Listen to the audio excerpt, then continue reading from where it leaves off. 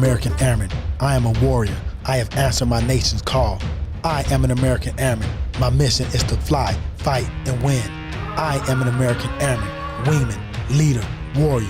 I will never leave an airman behind. I will never falter, and I will not fail.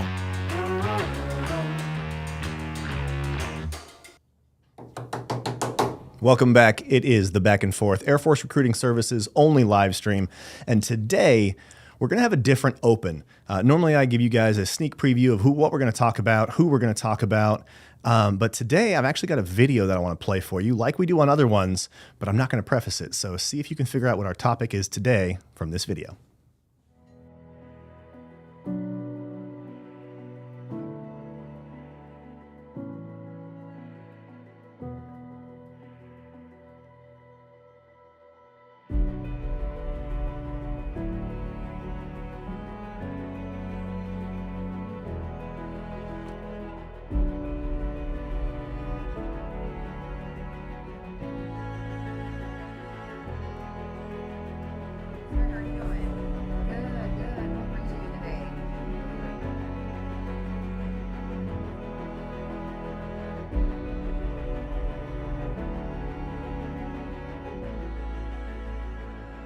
I really wish that my father was still here today because he would have been super ecstatic that I got another opportunity to do something that I love, which is give back to the force and lead the way for people back in my city. I'm Sergeant Asia Bravo. I'm a cyber operator for the United States Space Force, and I joined to escape gun and gang violence. I watched the second plane hit the second tower, saw my mom crying, first time I was ever terrified in my life. I made a vow that day that I was going to join and take the fight back to the enemy. I'm Tech Sergeant Cam Kelsch. I'm a soft TAC P, and I joined the Air Force to win wars. I always wanted to join the military. I joined the day before my 40th birthday. I just wanted to be able to help and do my job like on a broader scale. My name is Senior Airman Christina Schneider. I'm a fire protection specialist for the 179th Airlift Wing out of Mansfield, Ohio. I joined the Air National Guard to be part of something bigger and to help my community and my nation. It's been said that airmen are our greatest weapon systems. And to me, that means that being an operator, I can take the fight directly to the enemy, knowing that the best of the best are behind me. I am Captain Ashley Bird. I'm an instructor pilot at Vance Air Force Base. I'm currently attending SOS, and I joined the Air Force to be the tip of the spear. To escape gun and gang violence. To win wars. To be part of something bigger than myself. To serve those that serve. To explore education opportunities. To continue my family legacy. Why did you join?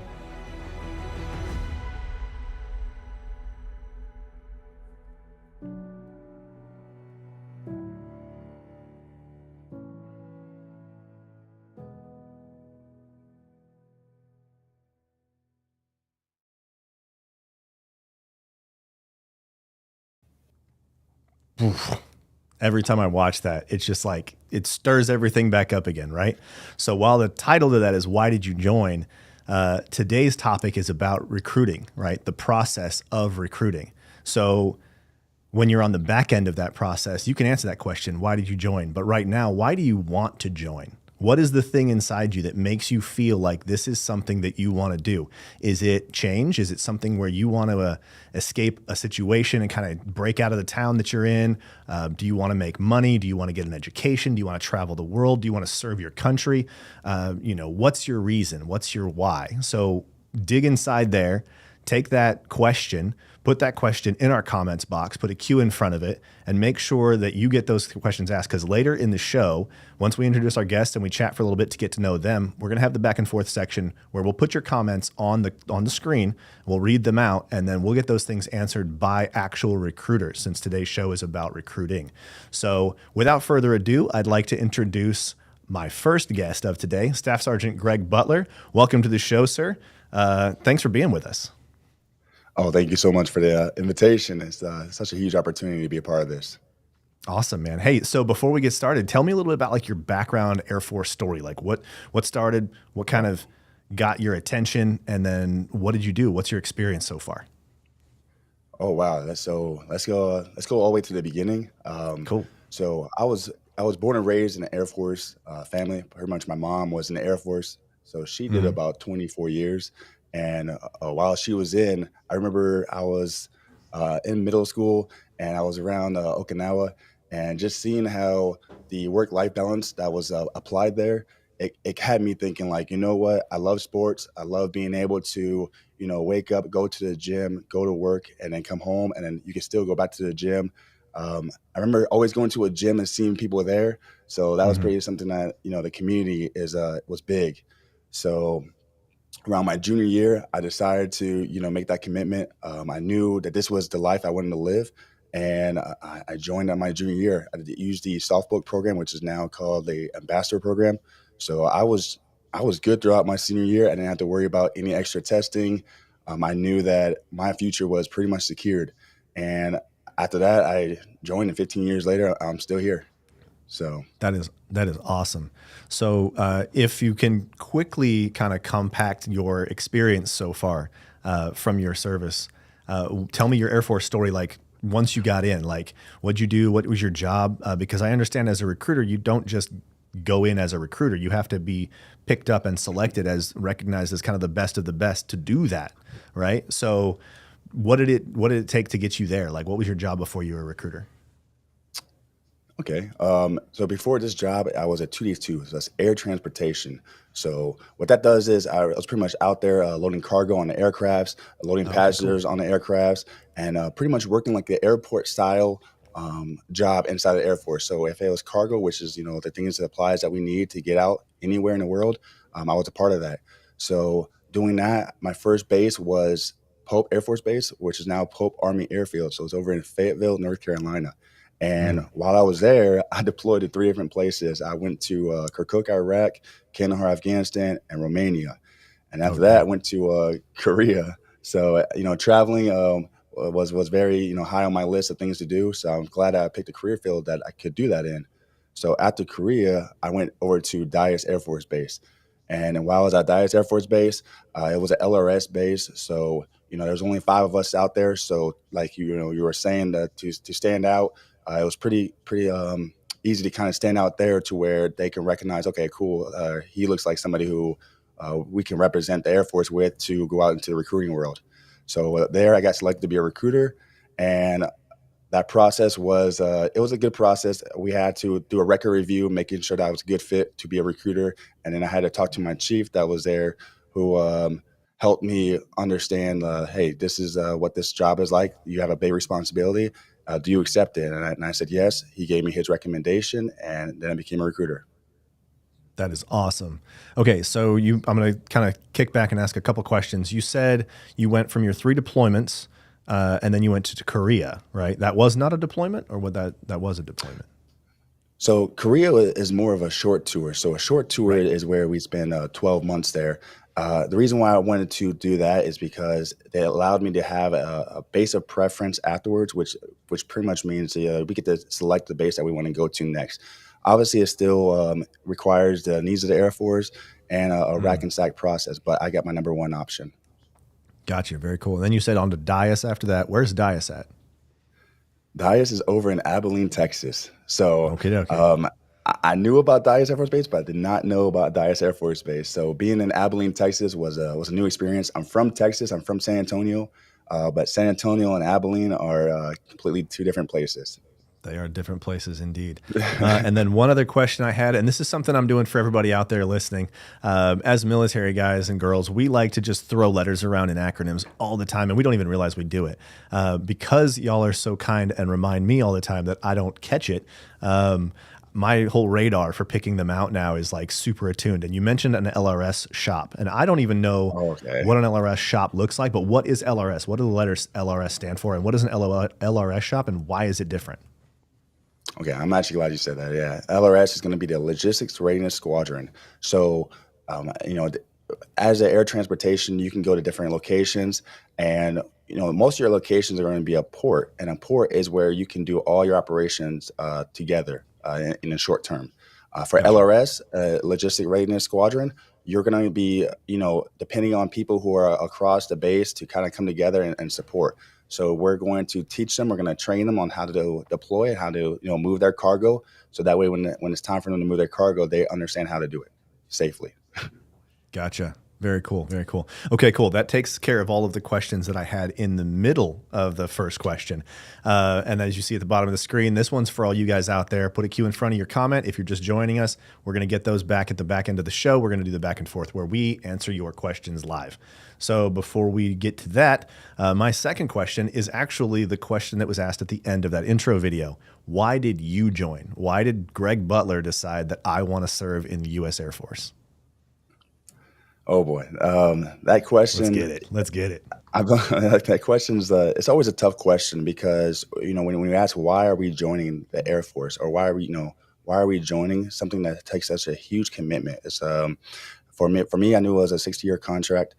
I joined because I knew that this was my calling. I know it sounds cliche, but I know it's when you wake up and do something you love, it's not really a job. And I know that sounds complicated, but it's definitely the fear of the unknown. I'll tell you this. I'll tell you, when I woke up that day and I got that job, which was air transportation, I had to Google.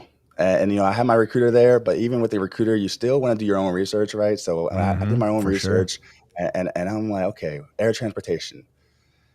I'm an athlete. I play basketball all my life. I play football, and I'm just like, I don't know if this is a good fit for me, but I know that the Air Force is a good fit for me. So let me just, try this out, test it out. And I know that the support that is in the Air Force is going to help you all around. So doing that allowed me to just take the leap. I took the leap in the air transportation, and I'll tell you, those were my best 10 years of my life. I had a good opportunity to learn a new craft that I can honestly take to any civilian area that has an aircraft, airport. So doing that, I knew about that, but my why would break down to honestly legacy. My mom joined, and doing that, I wanted to pretty much follow in her footsteps. So when I did that, I have one regret. I'm just gonna be transparent. I did not tell her that I was doing it. I wanted to surprise her, and I wanted to just do it on my own. But the regret is that she wanted to be a part of that story. And so that's why I do kind of things I do now with just capturing people's memories. Like making sure that we capture everything that goes on in the recruiting world. So if it wasn't for her, I probably wouldn't be joining. That's awesome, dude. Okay, so when you, so it's kind of the same thing. So when I joined, my recruiter, I wanted to do computer stuff. And quick little teaser for all you guys out there looking at computer stuff. Our next show is that. Stick around to the end of the show, and I'll tell you the date and exactly what we're doing for that one. But all things cyber for all you guys that like the keys and the circuitry.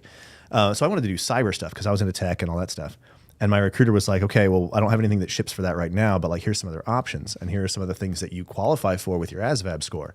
And he was like, have you ever heard of public affairs? And I was like, no, I don't know what that is. And he's like, it's like PR, but in the military. And I was like, oh, okay. Like, public relations kind of thing. And he's just like, yeah, kind of like that. He's like, those are like, cameras and lights and speakers and sounds and stuff like that. He's like, does that kind of stuff interest you? And I was like, well, I like audio. Like that's kind of, he's like, dude, audio is half of the game. It's audio and video and like pictures and stuff. It's cool. And I was like, oh, all right, well, yeah, like, let's take a look at it. And so when I went home that night, I did the same thing. I got on Google and I looked everything up and I was like, oh, okay, this is what public affairs do. A lot of people with a lot of cameras and a lot of time on this side of the camera and a lot of time on that side of the camera. So it's just like this whole thing. But that's the other thing is don't always necessarily resort to Google to answer those questions. And this isn't aimed at you because as old pre-military Butler, you could have asked your recruiter. And the recruiters that are out there, I'm telling you this right now, they're not to be looked at as an obstacle. They are your like trajectory into the Air Force, right? So if you have that question and you're like, what is LRS, right? What is, what would I do? What does day-to-day look like? How does that look different as I grow in rank? Because every single career field has this hugely different feel to it as you spend more time in it. So ask the recruiter those questions, because they're going to answer those questions for you way faster, more accurately, and with a lot more experience than the internet can, because there's a whole bunch of stuff out there that's just misinformation. So be careful what you get off of there. Make sure you're trusting that recruiter when it comes to asking questions about the job that you may end up looking at potentially joining. So last question for you, and then we're going to get into introducing our second guest and also the back and forth section. Talk to me about all those Funko Pops in the background. Is that like a thing, or did you steal some from the kids, or like, what is that? Oh no, the Funko Pops was just something I wanted to do to, you know, to liven up my office in my recruiting office. But then it turned into a collection, a mini collection. So this is just a small part of it. As you can see right there, I don't know if I can point to right there. Those are all the Airmen I have for the Funkos. So they actually make Airmen Funkos. So that was definitely a must have. And that is awesome. I got to get Funkos for my kids now. I didn't even know it was a thing. I know that Mike Carbajal, the producer, has a bunch of Funkos and he like collects them and stuff too, but I've never like gotten super into it. But I have seen some people's collections, like some unique ones. Like the first one I saw, I think it was like Deadpool. Thought that was cool, right? And I was like, oh yeah, I'd totally get one of those. And the next thing you know, there's like everything off the wall, like the most like just whatever your niche is, whatever you're into, they got a Funko Pop for. And I was like, okay, that seems dangerous. So luckily I haven't been off on that, but that's pretty dope. I love the multiple Airmen kind of lined up there. So I was reminded as you were telling me about that, and you said your Airmen that you've recruited. What's that like from those Airmen's perspective? Like, walk me through the recruiting process from the person who's walking in that door. Like we saw in that video in the beginning of the show, you're walking up to that thing. It's nerve-wracking. It's, you know, he take a deep breath and then pulls that door open, and he's greeted with a smile with a recruiter and everything there. Like, what's that like for the process for them? You know, what's it like during that phase for the recruiter and also for the applicant? Okay, yeah. So I actually have a unique experience from the very beginning. Yeah, I've actually been in both shoes, so you know, seeing it from both sides. I will say, you know, before you even get to that door, I believe that's why Air Force recruiters are also out there at your schools too, to sometimes help you understand, like, hey, you know, you don't always have to come to the door to get some more information about the Air Force. But let's say you make that journey over to the Air Force recruiting office and you buzz that buzzer.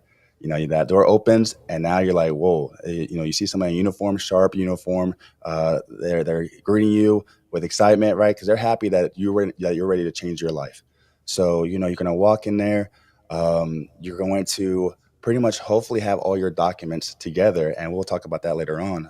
You know, your driver license, your birth certificate, you know, social security card, and being ready for the process is huge, you know, so it just helps you kind of ease your mind when you go in there. You're going to take a seat on that chair, and you're going to see the recruiter over there, and he's going to say, pretty much, are you ready? You know, he's going to see, hey, how's your day going? You know, are you, how was your weekend?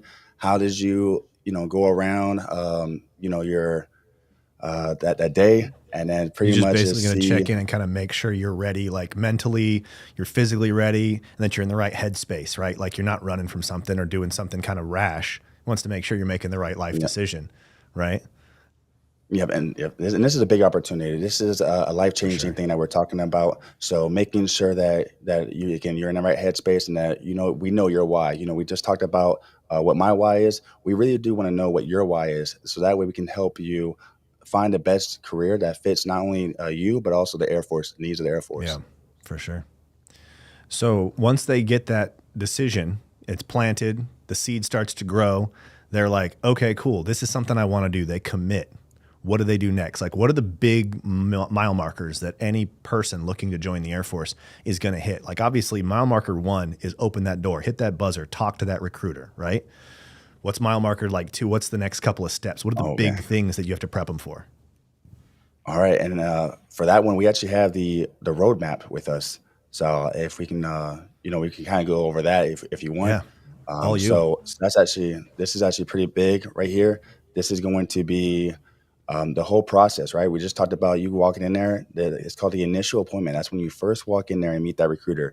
That's where we're going to discuss opportunities and interests and see if you're a good fit for the Air Force. You know, I believe that a lot of people try to use the Air Force as a last resort, but you also have to understand that we're also interviewing you to make sure that you qualify. After that, the process, you know, usually takes about an hour. So, you know, whenever you're ready to go talk to a recruiter, try to block off an hour or two of your time. So that way you can get the most information that you can. After that, we're going to get you a home with an online application. You know, you can also do it at the office, but if you don't feel comfortable doing it at the office, we're going to get you a home, which is called a SFA 6. We're going to send it to your email so you can fill it out online. And that online application is very important to fill out accurately, because that's pretty much going to be your security clearance to make sure that you, again, qualify for the Air Force. And that's a form that you're going to see again and again throughout your career too. So just like I recognize that number because you got to fill that out for security stuff as you go on throughout your career. So anyway, keep going. You got it. Yep, no worries. And then so after that, after you complete your application, we're gonna come back for an appointment, another appointment. This is called the processing appointment. Pretty much is where we go over all your things. It's where we're gonna see if you have any special circumstances. You know, right now is a big time that we talk about medical. I believe that a lot of the process is being held up by the medical process. You can help that by bringing in all your medical documents that's necessary before they request it, and that's gonna help you know, kill off some timelines for your enlistment process. And then after that, we do after you medically qualify to go up to MEPS. MEPS is a place where you're going to go to medically qualify for the Air Force. We're going to go over you know, various testing. You know, that's where we have a video on that one as well for you on each step of that process. So don't be, you know, nervous on that one. Your recruiter will walk you through each step of that. And that's where you're going to receive information on what to expect on the process. After that, you're going to go to, you know, the MEPS. You're going to stay at the hotel that night. You're then going to wake up early in the morning. It's going to be very early, so make sure you get your sleep. And then you're going to do the different medical testing. You're going to do your ASVAB verification testing if you don't have that already done. And your ASVAB is going to be the test that sees what your aptitude area is and the jobs that you qualify for the Air Force. And then that's another process that we can talk about soon as well. After that, you're going to go and do job counseling. So once you qualify for the Air Force, we're going to talk about different jobs that we have in the Air Force and see which ones best fit the Air Force. And you're going to, you know, put them on their list, and you're going to get one of those jobs. And you will only get a job that's on your list that you put on there. So you don't have to worry about getting a job that you did not know that you were going to get. Then after that, we have the DEP, which is a delayed entry process program. That's going to see about 1 to 3 months before you ship out. And when you're in the DEP, you're going to pretty much get the things that you need to qualify for the Air Force, right? So to be prepared for the Air Force. So we're going to teach you, you know, facing movements. We're going to teach you Air Force history. We're going to teach you the ranks and everything you need to be ready for basic training. Because, you know, basic training is next, and that's where a lot of people get nervous about. Don't be nervous. We got you all set up for success. Yep. And then that ship day. So there was a whole bunch of information, and I hope you guys out there either go back and find the video if you weren't able to like screen capture it or take a picture of it. Remember that this show, once it's done airing, will then be saved on YouTube, Facebook, and LinkedIn. So make sure to go back and take a look at that and rewatch that and be able to get all the details there. But the real big ones are right. So make that appointment, go talk to your recruiter. Find out if you're qualified to join the military, right? Prepare for that ASVAB and do all that stuff to see what your aptitude is and what jobs you qualify for. Do the security paperwork, right? Make sure that everything with your background is good, that you're a good fit for the Air Force.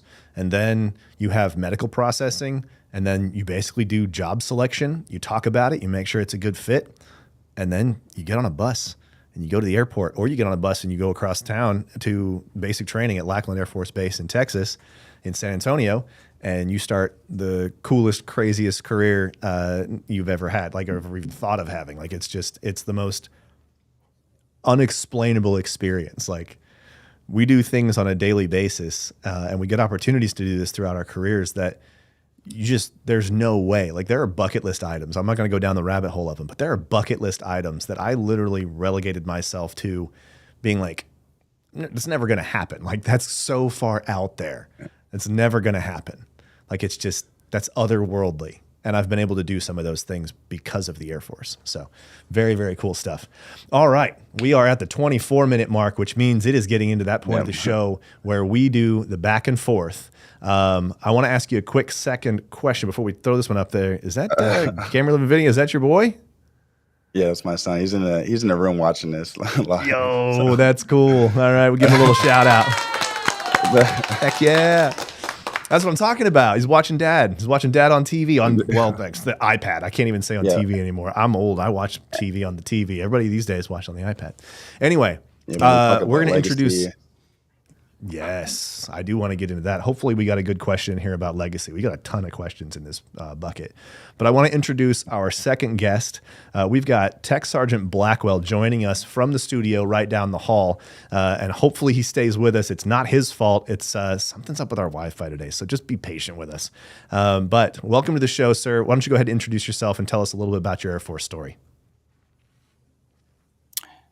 Appreciate it, Sergeant. So, like I said, I am Sergeant Blackwell. I am currently at the headquarters Air Force Recruiting Service as a program manager for officer accessions, primarily the Biomedical Service Corps at the moment. My background, this is going to sound pretty familiar to what you just heard. Came in 2009, was at Pope Army Airfield now, which is Fort Bragg, Fort Liberty now. But I was there, 7 years. I actually had the pleasure of going on those deployments with Sergeant Butler to Kandahar and to Romania, both of those. We both went to Iraq at the same time, but he did a different location than me. But it was all the same. In 2016, I got the opportunity to go into recruiting. So I did my enlisted recruiting in Akron, Ohio, which was great. Loved every minute of it. I loved hearing all the stories about the why, like you guys spoke about the why earlier. That was my first question when I talked to recruits. Why? That was the first question I wanted to know. And that's why I just said, I had the opportunity to go into officer accessions recruiting after that. And so I got the pleasure to go into Washington, D.C., and I went to officer accessions recruiting there as a nurse corps recruiter. So I recruited nurses there primarily until here I am now at the headquarters as a program manager. That's awesome. That's really cool that you guys actually kind of joined at the same time and had a chance to get some of your Air Force adventures at the exact same time. That's pretty sweet. That's also something that happens is like you run back into the same people throughout your career over and over and over again, and it's really awesome. So, all right. Well, thank you both for taking time out of your day to do this. I think it's time we get into the back and forth part of this show where we throw our questions from our audience up on the screen, and then whoever's got the best answer takes it. So obviously today's heavy recruiter stuff, and I know Sergeant Blackwell, you've got a background with officer recruiting. So if we've got officer-specific questions, which I think we do, that'll be yours to take, and then we'll just get everything else divvied up well. So as you saw on the bottom of your screen, everybody out there, if you have missed it so far, put a Q in front of your question. That way we know what we're looking at, but we've got a ton of them in the bucket. So I say let's start flying through them. Let's get that first one up on the screen. All right, I want to serve in the U.S. Air Force, but I'm in the Philippines right now. Is there a way? Sergeant Butler, I remember we were talking about this in the pre-show. I think you did a little bit of research for us. Why don't you take this one away? Okay. No, I do appreciate that one. So that, it also depends on are you a citizen or not. So for non-U.S. citizens, you must possess a 2-year or a 10-year INS Form I-551, which is your green card, and have at least 6 months or more remaining before expiration date to apply to join if you are not a U.S. citizen. It sounds like you just read that off your screen. That's the best way to answer questions is to have the source material right there. For that one is very important because, there's a lot of that process is very serious. So for that green card process, make sure that you are reaching out to your recruiter and that you have the necessary documents for that.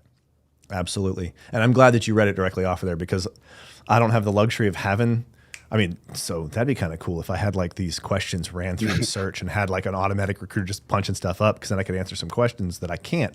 We don't normally get questions that we can't answer, But I do want to give a shout out to Ray and Pam, who are our rock stars in the comments. And that's a good note for everybody out there. If we don't have a chance to get to your question or we can't answer your question, we have got people in the comments on every single one of the platforms that their entire job is to answer the questions that we don't get to. So keep them coming. If we don't get to it or ask multiple questions, we'll make sure that we get those questions answered for you guys. So thank you so much. Let's do the next one. Does the Air Force hire pharmacists? Sorry, Blackwell, this one sounds like right up your alley.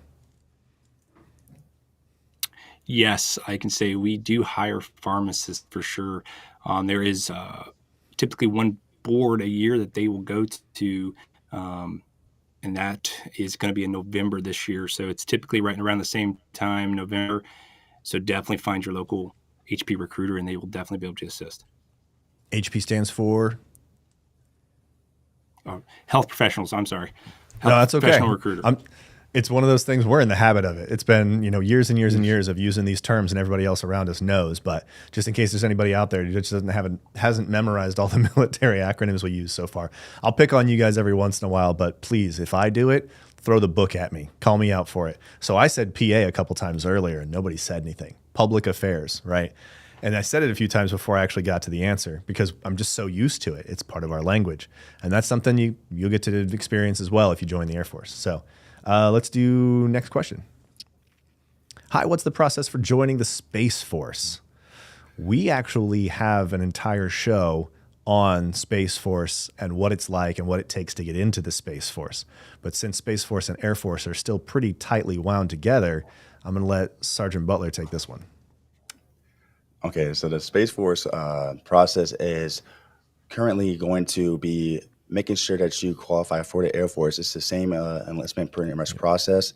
It's just whenever you go to your recruiter, you're going to have to be able to get a top secret clearance and be able to pass MEPS exactly the same way as the enlistment process. And then at that point, as long as your ASVAB score is high enough, you're gonna pretty much do an interview process. And then if you're picked up for that interview to join the Space Force, then you get selected and you'll be pulled from the enlistment process of joining as enlisted sessions and joining the Space Force.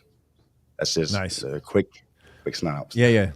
Best bet is go talk to an Air Force recruiter, unless there is a Space Force. How many Space Force recruiting centers do we have? So we have Space Force recruiters usually around the headquarters of our squadrons. So they're going to go around though and just pretty much give out information. The process is still going to be with the enlistment recruiter, the EA recruiter. That one's on me. I totally threw out a question that I didn't know the answer to, and I was like, I'm asking him a question that he may not know the answer to because he's not a Space Force recruiter. But if you can't find a specific Space Force recruiter near you, your best bet is Air Force. They will put you in touch with a Space Force recruiter. So that's going to be your best bet. And you'll hear me say that all throughout the show. Talk to your recruiter, talk to your recruiter, talk to your recruiter. Seriously, go talk to your recruiter and do it early. There are going to be a ton of different things that you probably weren't expecting that you need to prepare for or do or have ready. And I was actually talking to my son recently, like yesterday actually, and we were talking about he takes medication for ADHD, right? And that can be a disqualifier if he doesn't stop taking it 24 months prior to entering service, right? So that's a conversation that we're having. And he's like, okay, so in 2 years, then I'll go talk to a recruiter. And I was like, no, don't go talk to a recruiter in 2 years. Talk to a recruiter tomorrow and find out the other things that you'll have to do. Make sure that that's the only thing you're going to have to overcome. If there's anything else that's going to disqualify you, it'd be rough if you had to go that 24 months because, that's not an easy process to do. But if you're committed to it, let's go. But I'm like, don't wait that long. If there's something else that you need to know that you need to also be working on in that time, go talk to him now. So by that time that 2 years is up, you're ready to go.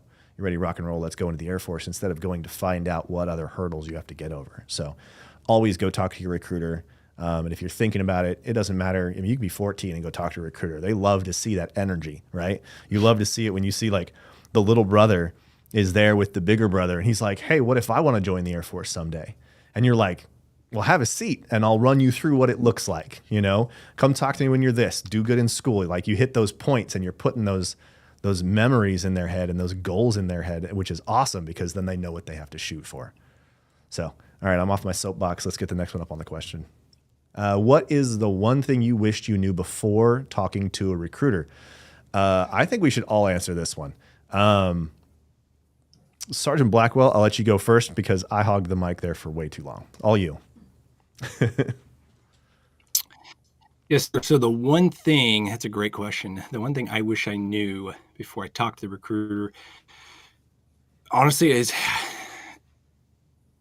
I wish I would have known more about basic training, to be honest with you. I went in there and I didn't do any research. That was on me.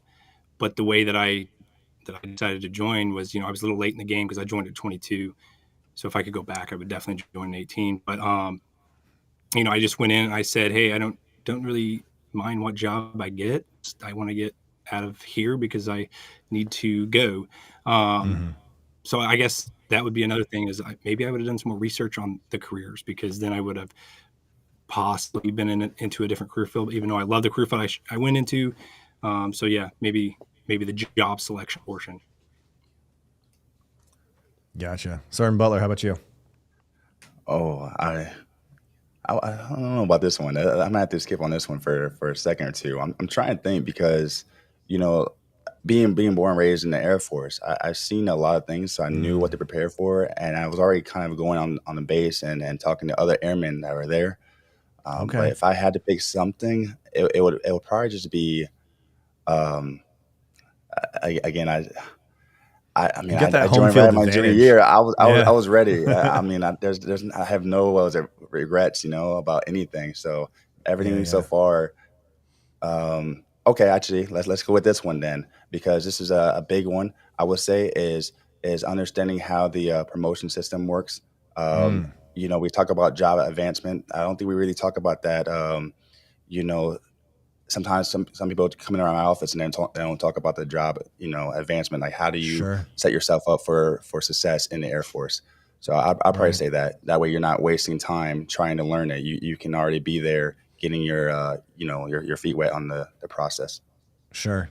Luckily, I get to go last, so I had all the time to think about it. And there are a bunch of individual things that I wish I would have known. I wish I would have asked about. Everything from like rank structure to what's it take to promote and how competitive is it and does it get harder as you get older? What does physical fitness standards look like as you get older in the military? Like, all of those questions would have been crazy great questions. But I think the thing I wish I would have done differently, maybe not something I didn't know, because like Sergeant Blackwell, I joined a little bit later. I wish I had joined earlier. It would have set me up a whole lot earlier and I wouldn't have been a 30-year-old senior airman. I joined when I was 25. But the thing that I wish I had realized was that the stigma, and this is going to sound kind of self-serving to the show, and I promise you guys out there, it's really not, but the stigma that says recruiters will lie to you and get you to do whatever to get in the military, like, they're really there to answer your questions. Either you're a fit and you're qualified or you're not, right? And that's as simple as the black and white that's in front of them stating those things. And I wish I had trusted the guy that was sitting across the desk from me and kind of gotten out of my own narrative, right? I had my own goals in mind. I knew what I wanted and I wasn't worried about listening to him. So when he was giving me those, hey, here's what you can look forward to. Here's what you can take advantage of. Here are the things that are important to you. That took me getting to my first duty station a year later, and then finally hearing somebody talk about like, hey, how's your TSP set up? And I'm like, my what? Right? And this is money, right? This is the retirement stuff where you actually can impact whether you have more money when you retire or not, And I'm like, what's that have to do with anything? He's like, do you know the difference between a Roth and a standard? And I'm like, well, yeah. And he goes, well, how's your TSP set up? And I was like, my what? Like, I didn't know I had a TSP set up. He's like, well, we need to log in and look at it. And this is stuff that the recruiters talk to you about. They're like, do you have any questions? Yeah, tell me about the money that I don't earn in my paycheck. Like, tell me about the money that's different from that, because there's a ton of it. Tell me about the extra benefits. Tell me about school. Like, we may go into the military with this mindset of like, I'm not trying to go back to college, but you're going to get in and you're going to realize that going back to college is a huge part of promoting. Right? It becomes a huge part of promoting, and that additional education is important. Plus, it's free. So take advantage of it, right? And I didn't know most of that stuff because I didn't trust that guy. And I wish I had, because I would have had so many questions written down and taken his answers, which he knew the answers to my questions.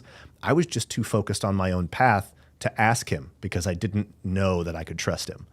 So Long-winded answer again, but I wish I would have trusted the recruiter on the other side of that desk so I could ask the questions that I really needed to know, because those are the ones that matter. So, all right. Next question, unless anybody's got something to add to that one, because that was a lot. No. All right. Hey, guys, what is the age limit to apply for an officer position in the Air Force active duty? Sergeant Blackwell, take it away. So it depends on which career field really you're going into, right? So health professionals do have different age limits for different career fields. For instance, biomedical service corps, you can be up to 42 years of age. Nurse corps, on the other hand, you can be 48, up to 48. If you're just going for an officer, that's been all the way up to 42, unless you're trying to be a pilot.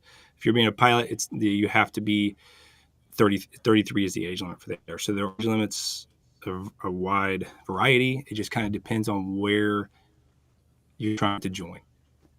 Yeah. Gotcha. All right, next one. Hi, Ray. Thank you. Enlisted. I am just curious about job selection. A list of 10 is pretty vast. Say security force is the last on the list. If that job is offered, can you decline and wait for another job opening? So she's saying hi to Ray, one of our chatters that's in the chat. Can we throw that one back up again so we can make sure we're getting it right? So she's curious about job selection, and a list of 10 jobs is pretty vast. Say security force is one on the list, or is the last one on the list. If that job's offered, can you decline and wait for another job opening? So she's asking if you can have some preference in what job you take based on availability. Okay, so for the job, you got this one. So for the job selection process, when we list those 10 jobs, those are going to be not a list of 1 through 10, but those are the list of jobs that you are going to join the Air Force with. So treat every single job like it's your number one option is my best advice for that one. You cannot decline a job that's on that list. You have to, understand that whenever we are doing it with our jobs, we have to pretty much ensure there's a lot of people who are trying to join the Air Force. So having this job selection process is very difficult to try to understand how to get the best needs of the Air Force, as well as the best needs for our applicants, or their wants pretty much of getting that job. It's honestly the reason why the Air Force has an amazing opportunity with the Air Force Cool program, to where it's like, just because you get a job does not mean that you can only get education for that job. For example, you can get security forces and still go to school to become a doctor. And then, we have Tyson and Blackwell here who can kind of transition this one into the process of going from enlisted to officer as well. So, get your degree while you're enlisted, and then go and apply for OTS, which is Officer Training School, and get picked up there. And then you can change your career field there and become an officer as well. Yep. All right. So if you all saw me smiling like an idiot there for a second, it's because the three of us actually have a chat that is on my other screen, and I glanced over at it, and Sergeant Butler asked me, what is TSP? See, he's throwing me under the bus like I asked you. Now, granted, that is the most gentle way I've ever been thrown under the bus ever, because that could have gone the rest of the show without me even noticing it, but I looked over. So thank you for being super gentle. But TSP stands for Thrift Savings Plan, and that's basically one of the resources that we have access to that allows us to put an allocated amount of money that we get to decide into a long-term savings account that earns interest and compounds over time, and you can make it either Roth or IRA. So it's like a 401k, right? So it's just one of the retirement resources that we have at our disposal. So that's what a TSP is. Thanks for keeping me honest. Appreciate you, Sergeant Butler. Sergeant Blackwell, do you have anything to add to that one for the transition space, or is that just one of those things that you were kind of tossing his way, Sergeant Butler? Oh, do you want to answer that? He's absolutely correct. I mean, just using as an example, because one of my biggest whys was joining the Air Force for education, right? So that's why I really joined. And since I joined, I now have a bachelor's degree, and I have 2 associate's degrees just since joining the Air Force. So I definitely used it. So I always stress that out there, if education is something you want, I mean, that is definitely a tool to use.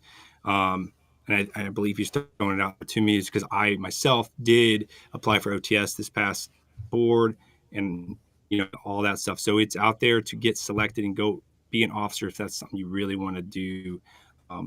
just starting out at the enlisted level. I mean, it's taken me 14 years to get to that point, but I've got here, and it's available to anybody that joins.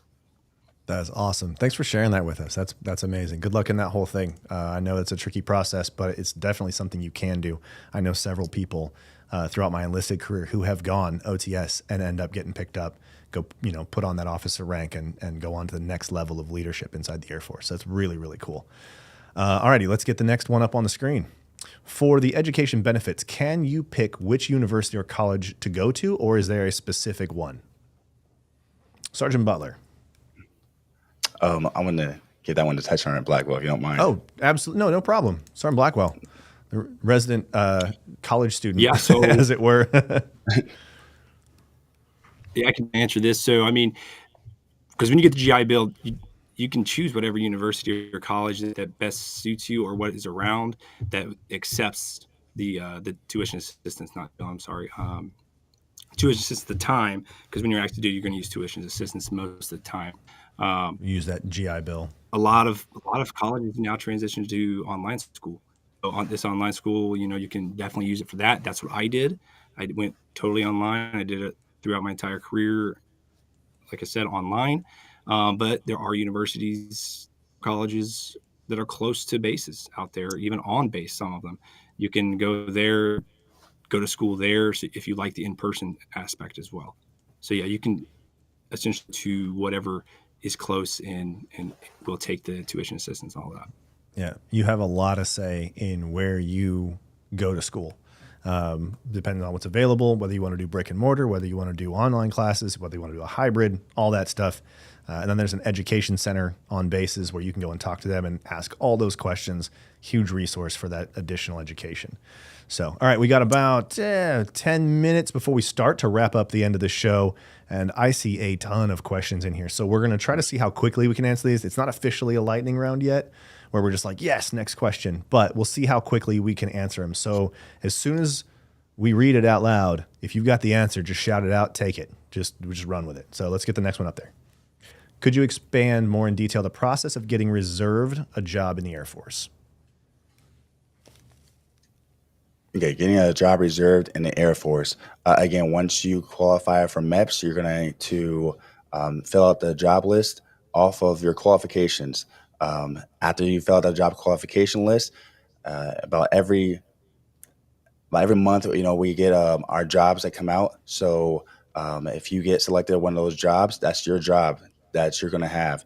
And so again, it's only going to be based off of the jobs that you put on your job list that you qualify for, and based off the jobs that are available that we have in the Air Force.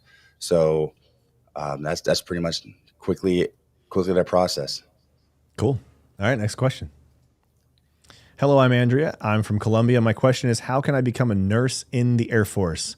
We kind of hit this one already a little bit. Sergeant Butler, can you recap what we were talking about real quick earlier from the Philippines question? I can take this. Oh, yeah. No, so go for if it. you're trying to become a nurse in the Air Force, so if you're from Columbia, so the biggest thing is to be an officer in the Air Force, because if you're coming as a professional, you're going to become an officer. As long as you have your U.S. citizenship, then you can apply to a nurse corps board. So you'd have to just talk to the health professional recruiter nearest you to go the boarding process to be selected as a nurse to come in as a nurse. Gotcha.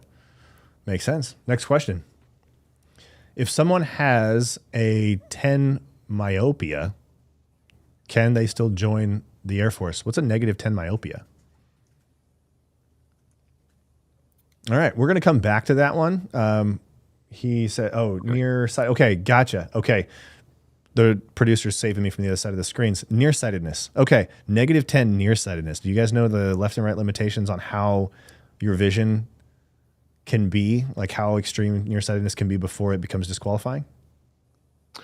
I would have to do a little bit more research, but what I can do is I can reach out to that person after here and fill them in on that one if they just want to leave their information there.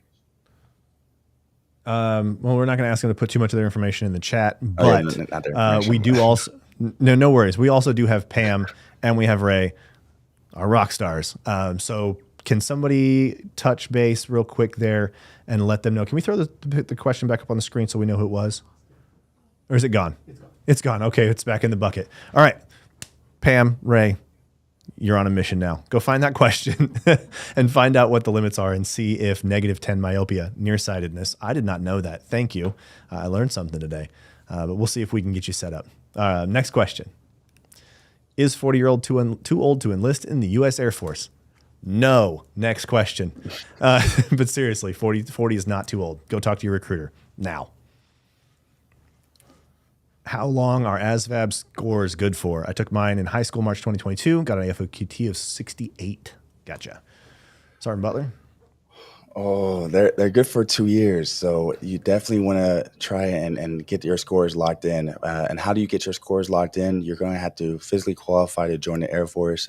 So after you get your ASVAB scores, go ahead and get started with the process if you have a good score. And don't be thinking that you have to get like a 75 or 80. These scores are percentile-based scores. So, someone asked me what I guess there's no perfect score, but what's a good score? You want to shoot for at least, get those 45, 50s at least. And then, if you struggle with that one, hey, sometimes it's best just to lock into that score. That way you can qualify for jobs in the Air Force and not disqualify yourself later on. For sure. All right, next one. She can be a flight nurse and needs no background. That's a mistake. Okay, that was one we accidentally threw up there. It might have been an answer to a question we had earlier, but we're going to pick a different question, and we're going to put that one up on the screen in 3, 2, 1, fire. Any tips on becoming a TAC-P officer? Ooh, Sergeant Blackwell. Ooh, that is a great question. That's something I would have to get back on. I know there's things that go on with the special forces side of the house, but I do not have, so I can find out and get back to you though. So TAC-P, for anybody out there, is Tactical Air Control Party. That's one of our special warfare elements, right, in the Air Force. These are some of the baddest people on the planet. They are the fastest, strongest, like just all around monsters. Like, so you have to be in incredible shape. These guys have special warfare training that rivals and hangs out at the same level as your Rangers and your PJs and your SEALs and your Raiders and those guys. So that whole career field, that whole version of the military is like just the best of the best. Like, and I'm talking running crazy fast, being really strong, being incredibly in good shape, but also being mentally sharp, being able to make decisions, in stressful scenarios and stuff like that. And if you're looking to become the officer side of that and lead teams that do that, you're going to have to make sure that you are squared away. And that's not a deterrent. That's just letting you know the expectation that we put on them, not me individually, but we as the Air Force put on those officers to lead those teams of the elite special warfare people is just, it's a huge task. So be squared away, know that it is intense, and don't be intimidated by it because it's all doable. There are people that hold those positions right now all over the world. And there are enlisted members that also hold those positions all over the world. So just know that you're going to have your work cut out for you if you aren't very fast at running or if you struggle in the gym. So stay on that stuff. Talk to Sergeant Butler about how to do lots and lots of reps of really heavy weight if you want to be the special warfare guy with the huge chest. But I know a lot of those guys don't even get huge because they don't want to be slower, right? Because muscle weighs a lot a lot. They're not trying to drag around an extra 50 pounds of beef when they're trying to roll around the track. So, but yeah, great question, but very challenging. So if you're feeling like you're ready for it, go talk to him. That is an honorable career choice. Next question. And then, I just want to really quickly plug in that we're going to be, so the -8 for the eye condition, the nearsightedness, myopia, myopia is going to be a -8 or more is disqualifying. Gotcha. So if you're still here for that one. So I'd still recommend going talk to a recruiter. There are things that you can do, but if you're dedicated to it, right, there are ways for them to have considerations. And I'm not saying with a -10 you can get in, but I am saying go talk to the recruiter because there are going to be a whole lot more things than just your -10 myopia that are considered, right? So go talk to that recruiter. Don't give up. See if there's still a chance, but no one's going to be able to give you that answer like the recruiter.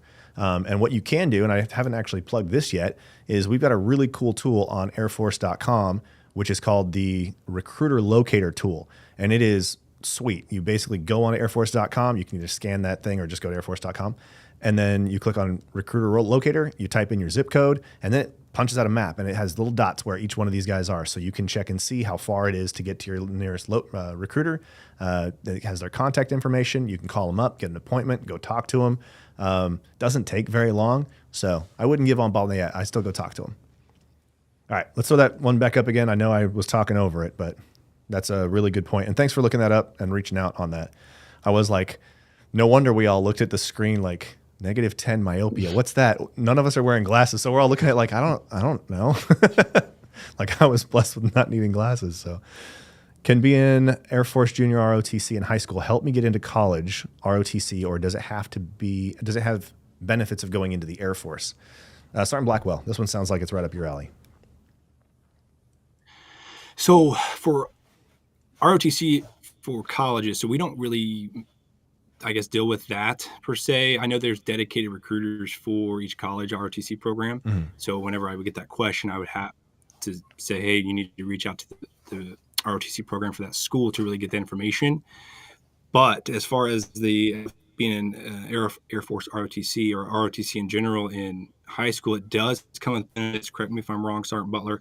It has been a minute since I did enlisted recruiting, but if you do 4 years, it does come, I think you come in as an E3 after basic training, correct? Okay, so yes. So coming in for 2 years, you're going to get E2. For 3 or more years of ROTC, you'll get E3. Now, yes, you won't put on your stripes until after you graduate basic training, but you will still be getting paid as that specific rank throughout basic training. Nice. Awesome. Thank you, guys. All right, we have time for one more, and then we got to wrap the show. Let's get that one more question up there. Let's make it a good one. Are there any medical professions available in the United States Air Force for someone who wants to go via the medical route? So medical professions for someone who wants to go medical. So we can all do the north-south. Absolutely. You know, when you're saying medical, I'm assuming doctor. Medical doctor, there's absolutely, so you can come in as a fully qualified doctor. So if you've already went through all medical school and all the residency stuff, and you come in and you can apply and come in as a fully qualified doctor. But a great tool that a lot of people don't really realize that we have is what we call the Health Professional Scholarship Program. So those that are going into medical school can actually apply to get their entire medical school paid for residency and then come in as a doctor into the Air Force. They just owe us that time back that we paid for. So it's a great benefit, something I didn't even realize we had till I was officer recruiter, which. Gotcha. Awesome. Well, that one actually took less time than I thought. Think we can squeak one more in? Okay, sweet. We can do one more. All right. Can you take the ASVAB without signing a contract? Sergeant Butler. Yes, you can. You can take the ASVAB. Yes, you can. I mean, yeah, you can take the ASVAB without signing a contract. That one was a great question and a super easy question. And I'm glad it was because we are out of time. So I want to say thank you to both you, Sergeant Blackwell and Sergeant Butler. You guys taking time out of your day and joining us on the show and all the stuff that it's taken for us to get this stuff prepped and ready to go with all the comm checks and everything and dealing with all the craziness. I want to say thank you so much because on top of all of that stuff and the time that you've put into this, the amount of experience that the two of you bring to this show, that you can answer the questions that I can't answer. I'm not a recruiter. I have no recruiting experience other than the fact that I work in recruiting, but I make videos and do this kind of stuff, right? So it's just what I get from these. So it's really cool for me to be able to learn. And I know our audience out there appreciates all the support, all the love, and all of the answers that they can get from you guys live. So thank you so much for joining us on the show. I can't say it enough, but this would not be possible without participation from guys like you. So thank you so much, and we'll see you guys around. As for everybody out there, thank you for joining us. This has been a phenomenal show. The questions on this one's actually kind of eclipsed some of our more popular shows in the past. So that tells us that there's still a ton of love for recruiting. There's still a lot of questions out there for people who are interested in joining the Air Force and serving, whether it's on the enlisted side or the officer side. So keep those questions coming, keep that energy coming, and don't forget, you can go back and watch these things, show them to your friends. If you hear people talking about like, oh, I missed that, tell them that it's on there. It's still on Facebook and it's on YouTube and it's on LinkedIn. So check those out. Go back and check out our old stuff if you're interested in any of those topics. With that being said, I'm going to tease our next topic. Like I said earlier in the show, on August 22nd, that's Tuesday, August 27th, we have, I'm going to recap that one more time just to make sure. Cross that out, put a little white out on it. August 27th, Tuesday the 27th, at 2 o'clock, we have got an entire show dedicated to the cyber career field. And what that is all things computer science, basically. If you're into computers or coding or Scratch or any of that stuff and that kind of thing works for you and you like networking and stuff like that when it comes to computers, we are bringing the cyber warfighters into this conversation, and you guys are going to love some of the stuff that we get to talk about. So make sure you check us out. That's going to be August 27th at 2 o'clock, and that's a Tuesday. Join us on LinkedIn, Facebook, and YouTube. Until then, we'll see y'all later. We hope that you enjoyed this episode of The Back and Forth, brought to you by Headquarters Air Force Recruiting Service. It is a privilege for us to bring you all the information and insider insight into the exciting world of the United States Air Force. Remember, this show is all about you. We want to make sure we're providing you information and answers you need to make an informed decision about your future. So make sure to join us every other Tuesday with your questions, your feedback, and any ideas you have for future episodes. We are all ears. Don't forget to subscribe to our social media channels for even more exciting content. And also visit airforce.com for all the latest information on serving as a Total Force Airman. And with that, until next time, aim high.